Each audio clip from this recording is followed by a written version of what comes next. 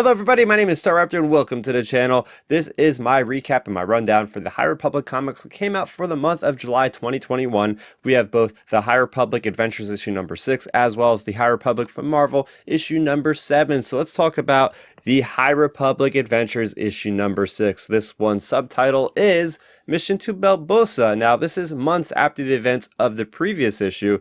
We don't focus on Lula or Zine in this issue because they're off doing their own thing in the Race to Crash Point Tower, a middle grade novel by Daniel Jose Older. I have my review for that on the channel right now, by the way.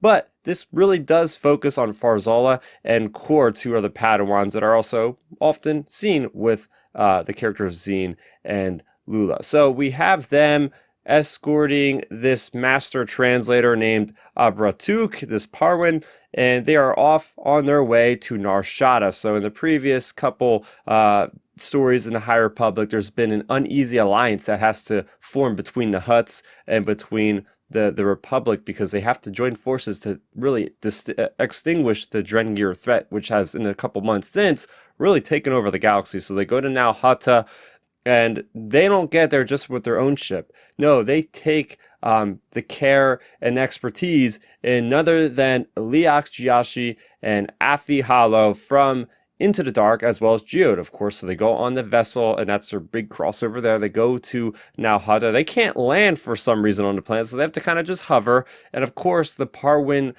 translator, negotiator, is asleep. Of all times, this guy's asleep. So Farzala says, hey, you know what? I'll be the one that does the negotiations with the Hutts. Meanwhile, Qort stays back to watch over the Parwin master. And, well, they do the negotiations, and, well, the negotiations are rather short, as Obi-Wan once said.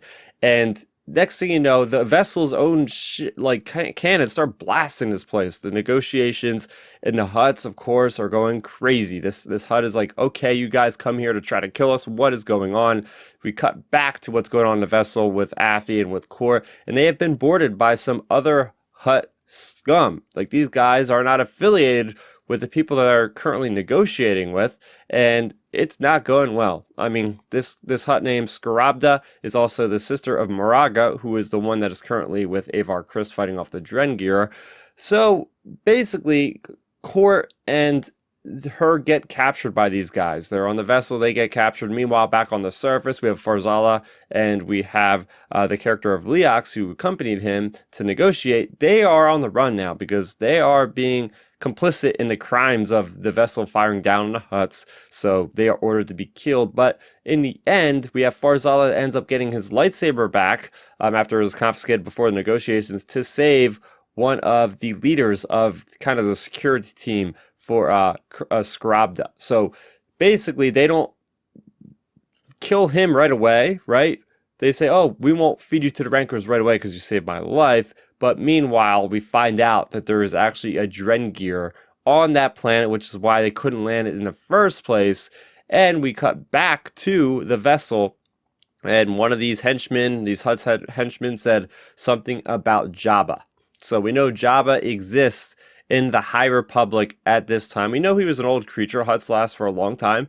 But up until now, that's the first name drop of Jabba the Hutt. So Jabba the Hutt has something against his own family, apparently, because, you know, we know there's a Hutt council eventually, so maybe this is prior to a council, so all the Hutts are out for themselves, so they want a piece of this pie. So Jabba is doing something a little sketchy against his own kind, basically taking over, having these guys take over the vessel to fire on their own people. So a little bit of criminal underdoings here, so very interesting stuff. Going over some specific points, in the beginning of this comic, they mention Master Talbota, who is one of the greatest Jedi to ever have lived, apparently. They use this as kind of like a soap opera or like a comic book character for like the younglings to be like aspire to be this Jedi. So it's not, you know, confirmed if the guy actually existed or not. Maybe he's just a legend. I thought that was pretty cool. I do like seeing that relationship that is already starting to build between Qort and between Geode, because both these characters, we can't understand them in basic. Geode is just such a mystery how he's able to knock somebody out of the cockpit. Really great action there.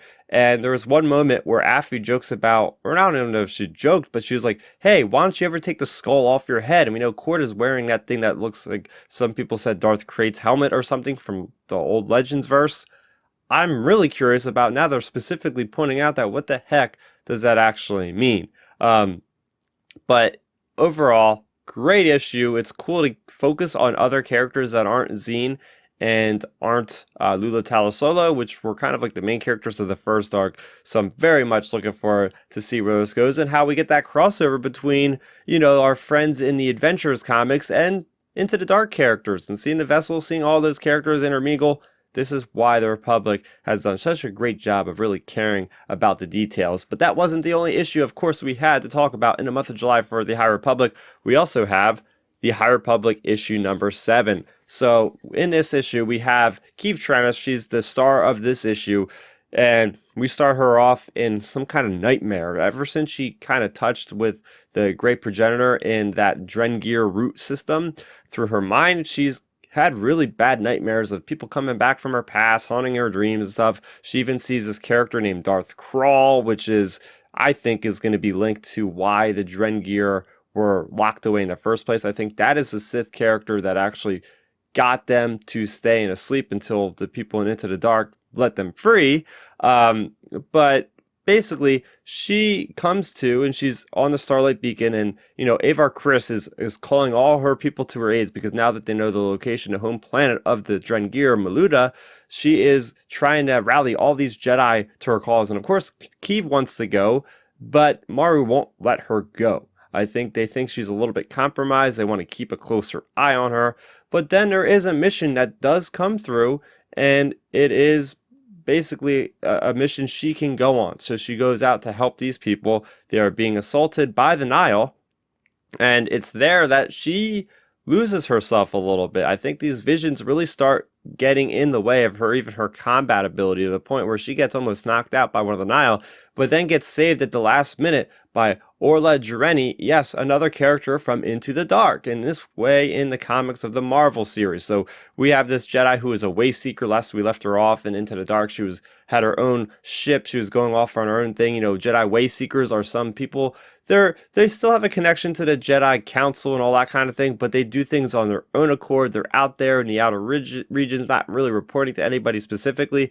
So Keeve got really lucky to running into Orla Jareni, and Orla has that discussion with her about, hey, are the Jedi actually caring about you? And that starts to lead, I think, to her kind of thinking about what is going to go on with her future as far as Keeve's concerned, with her master skier and all this kind of stuff.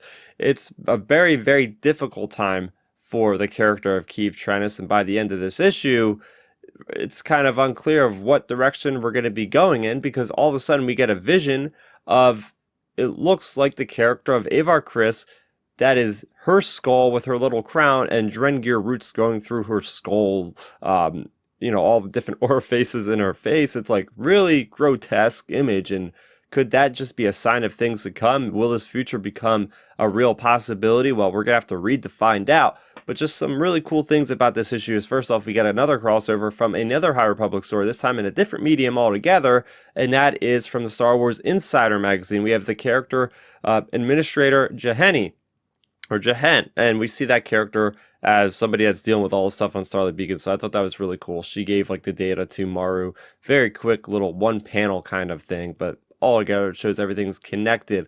But overall, I think this is cool, connecting it to more of the Sith lineage with Darth Krall. We're going to get hopefully definite answers on what this guy is, because his name wasn't even mentioned in this, but it's known that his name is Darth Krall based off the variant cover. That's the guy's name when they called it the variant cover title. So there you guys have it. That was my review for the High Republic issue number 7, and that was everything in the comic form medium that came out for the High Republic for the month of July. How are you guys enjoying both the High Republic Adventures and the High Republic comics? Let me know in the comment section down below. For more on the High Republic, you guys can of course check out my playlist, which I constantly upload with different reviews, different recaps of the books and whatnot. And I also have that weekly Star Wars podcast called Outer Rim Transmission. We go live every Friday, and you can download episodes wherever they are available after the fact. So that is going to do it for me, Starrapter. Thank you so much for watching, and may the Force be with you always. Thanks for checking out the video. Please hit that thumbs up symbol. It helps me know that I'm making content that you guys enjoy. And if you enjoyed this video, I also included 2 videos down below you guys should check out. And please consider subscribing to this channel. It helps support me and it notifies you guys of when I get new videos up on the channel. You can also contact me on Twitter, Facebook, and Instagram at Starrapter.